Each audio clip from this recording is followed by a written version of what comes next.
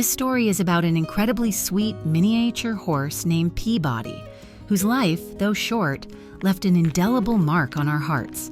He wasn't just a horse, he became part of our family, a small but brave and incredibly loving creature.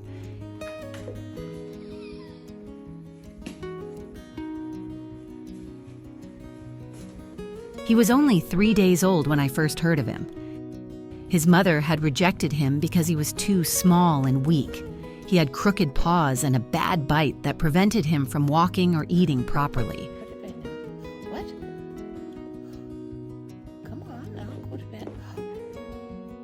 A woman who owned a breeding ranch called me and said, "My mare just had a foal, but it's a runt. We're going to put it down." My heart stopped. I immediately replied, "No, don't do that."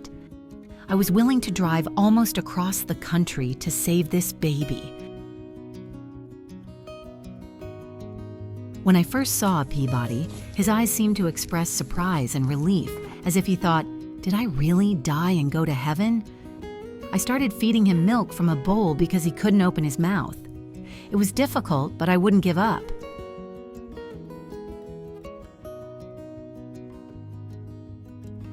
His first steps were a miracle.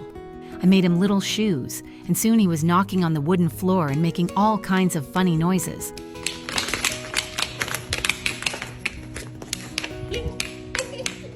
Peabody was too small and weak to live with other horses. If someone accidentally hit him, he would just fall over, so he became our pet horse. But he never seemed to think of himself as a horse. Don't you leave this house. I said stop.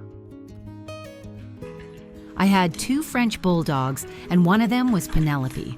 When Peabody and Penelope first met, they stood nose to nose. Peabody was not afraid.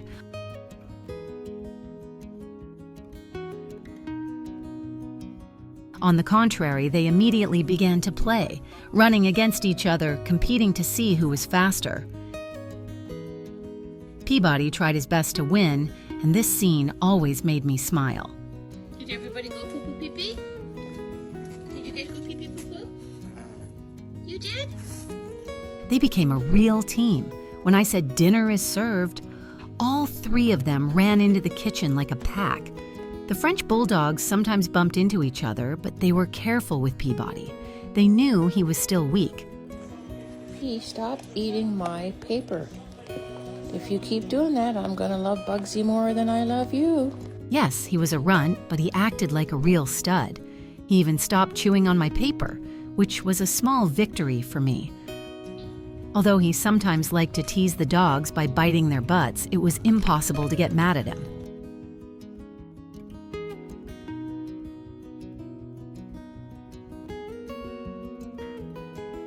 Unfortunately, dwarf horses don't live long. Peabody, our little hero, left this world too soon. But his spirit, his incredible energy, and his love will stay with us forever. He was a true member of our family, proving that even the smallest and most fragile creatures can bring great joy. If you enjoyed this story about Peabody, please like, comment, and subscribe to the channel to see more touching and inspiring stories. If you're considering getting an exotic pet, I strongly recommend reaching out to professionals first and thoroughly researching their care. Only then can you ensure your pet has the happy, healthy life they deserve.